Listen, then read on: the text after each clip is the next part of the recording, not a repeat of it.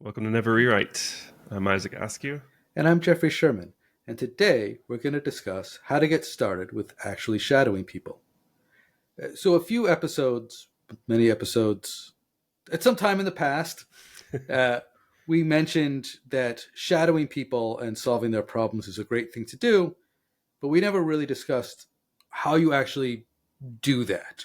And so, this is one of those things where we've done it so many times in the past that it's clear and obvious to us, or maybe it is, maybe it isn't.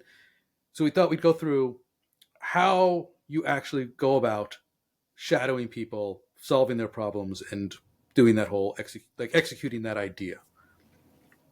So I come from larger companies. Typically, I've not worked at any startup-sized place.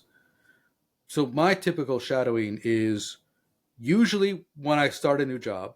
So my plate is clear, right? I've got lots of time on my hands, and I talk to my manager. I say, "Hey, let me spend some time shadowing the people that I'm going to be working, like writing software for, so that I can understand the current system, how they use it, and the things that they would like, and probably get a quick win of fixing some low hanging fruit, so that hey, I'm the new guy, and now they like me already, and get some good camaraderie."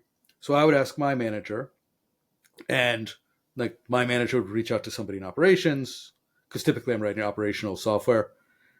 And the operations manager would say, "Oh yes, go shadow these two people. They're great people. They're really good workers, and they know the system, and they can give you lots of good feedback."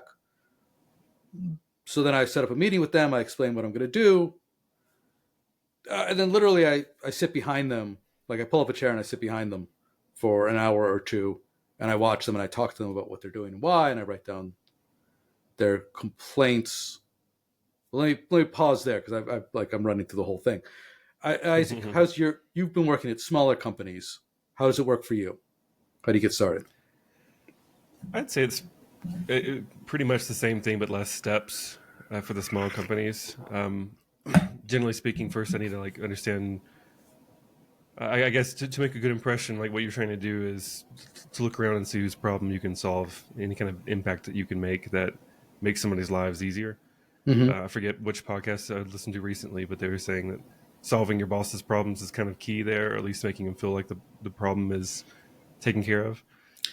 So find out what those problems are, and then how to Mm-hmm. solve them is generally speaking reaching out to the people who are doing those things, seeing how they're doing those tasks, and find out if there's ways that you can do them better, faster.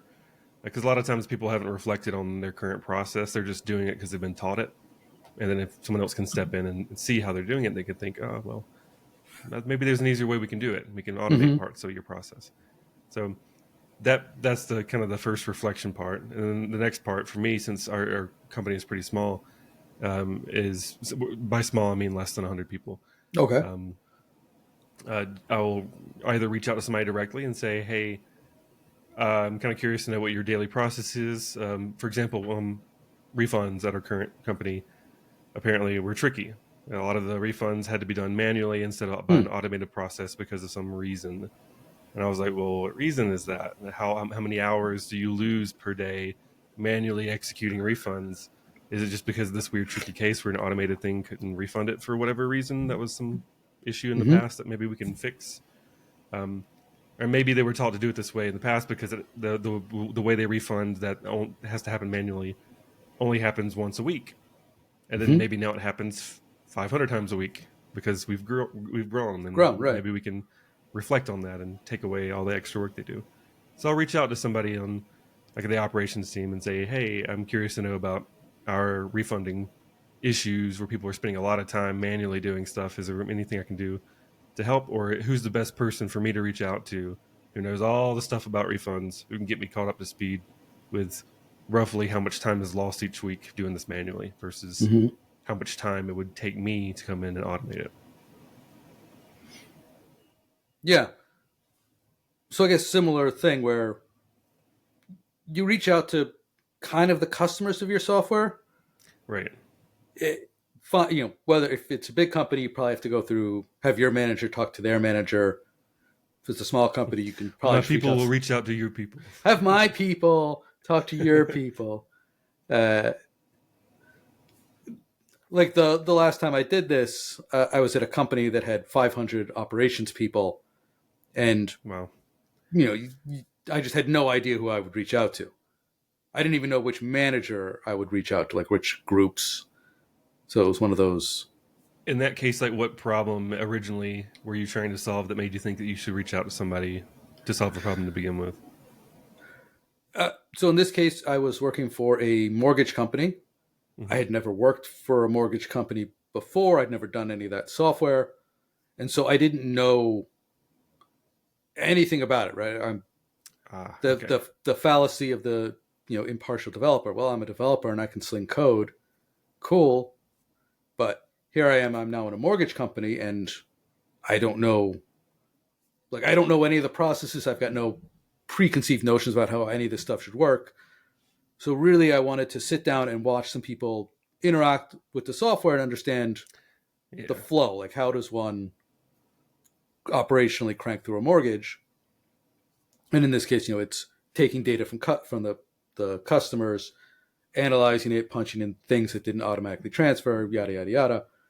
So like data entry. There's a lot of data entry.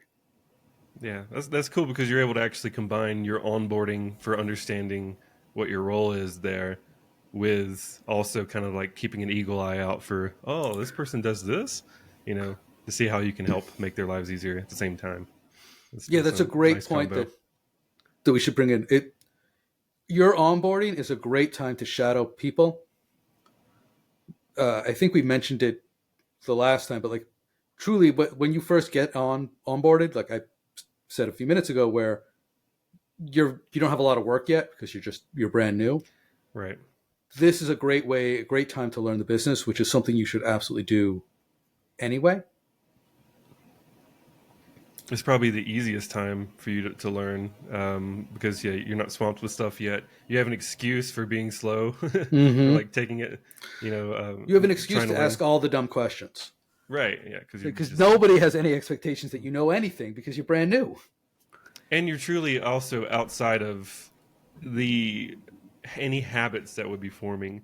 Because I Mm-hmm. was saying last time, what I've seen is people like they're taught this process, maybe the refund process, for example. Mm-hmm. Like this is how you refund it. This is what we do when this happens, and you go okay, tap tap tap tap, and you do that forever.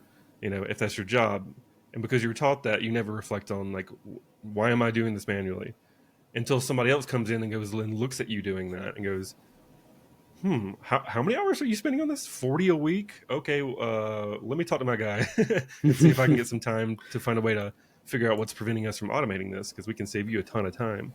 And it takes the new guy, or at least somebody new to that context, to kind of see outside the box. Mm-hmm. In the same way you pass off your paper to a friend to proofread it for you because you're not going to see all the stuff that you're just, you're used to doing one way. Yeah, and you'll even see things that are clearly wrong. So with this mortgage broker example, I was watching the people go, and they were fast because it's data entry, so they're fast typers. And I'd Hmm. watch them, and they'd hit a certain form, and they would punch in something, and then they go tap tap tap tap tap tap tap tap tap tap tap, and then they'd stop, and they go shift tab tab tab tab. It's like, and I'm just like, and I'm looking at this, and I'm like, because the tabs were in a like just totally random order. This is a web form, and the IDs were just completely jumbled. And so it was like Mm. first name, last name, and then it was like email.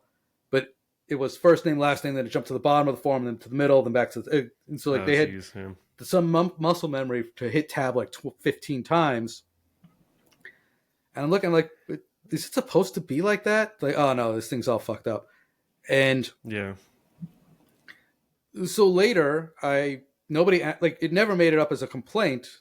I don't think it occurred to people to complain, and nobody asked for it. But I had a person fix it. Right? It's an HTML form, and its ID equals numeric, and like that's how it decides the tab order. And I had a guy go through and fix it, and it took him like 8 hours because there were like 80 or 90 elements, and people had Mm. just been copying and pasting them forever.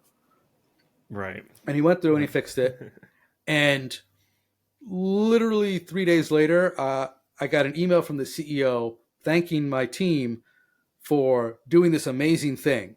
Like he had Mm. heard so much positive stuff, and everyone was so happy and excited that we had fixed the tabbing. And I was like, "You're welcome." Uh, I wonder how long it took for them to stop tabbing 20 times by muscle memory to get it to just the sequential one at a time. Like, oh, dang it. Muscle memory kicked in again. Probably like 3 days. And That's a good example, though. Like, you get lost in it. Everyone just tabs. Who cares? You just learn it. You figure it out. And then later from the someone else developer comes in and side, goes, this is if you crazy. don't know that This it's is so important, easy. yeah, Yeah. Right. That's a good one. yeah, very. I had a project person who wanted to learn to code a little bit, and so this was his first coding assignment. Look at this HTML. Perfect example. Yeah. Fix these IDs, put them in order. So it took him a lot longer than it would have taken me, or like any experienced developer. But like he did it, and huge amounts of praise. People loved it, super excited. Nobody asked for it, and but just watching people, you're like, because you know how technology works, and they don't. You can do that, and so I think what we're saying is, or going back to the top to summarize, it's very easy to get started. People are usually very excited. Nobody ever if you're a sports star, people want to watch you do your thing all day long. But if you're an operations person doing data entry, probably nobody has ever in your entire life said, "Hey, can I shadow you and watch how you do your job?" That's a good point too. Depending on how boring the job might be from an observer, they might welcome the company. Right. Although you can't pull up a chair anymore these days. It seems like it needs to be a probably can't virtual pull up a chair. Yeah, but just simply, people are usually very excited if you show an interest in what they're doing. And if it's a big company, you'll need to reach out to some managers. But if it's a small company, just go talk to people. Great time to do it is when you first get onboarded, because you don't have a lot of work and you don't have a lot of preconceived notions about how things should be or are, which just will make it more clear when you see something that's the way it is because it's always been that way, as opposed to something that makes sense. And don't be afraid to ask questions too. Like, if you see something crazy, don't just be like, "Huh, I guess that's just the way they do it here."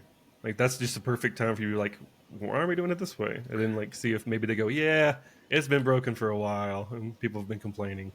Don't be afraid to ask. Right. And especially with this stuff where it's been broken for a while and people are just tired of complaining because they don't think they'll be heard. Fixing that stuff, especially when it's easy, is a great way to build relationships and earn some credibility at your job. And just the reality of work is having relationships is what's going to make or break you in your company. Like, being able to sling the best code around is great, but it's not going to. Being friends with everyone will get you further. Yeah, being an okay code writer and being friends with everyone will get you better than being an asshole who writes the most amazing code ever. I 100% agree on that. And having a point person on each team who's like, "Oh man, Isaac came in and saved me 20 hours of monotonous work because he automated some part of my job I hated, and now my job's not so bad." That's a nice reference to have later, for sure. Right. All right. I think we can leave it there. Thank you all for listening. I'm Jeffrey Sherman. And I'm Isaac Askew, and this is Never Rewrite.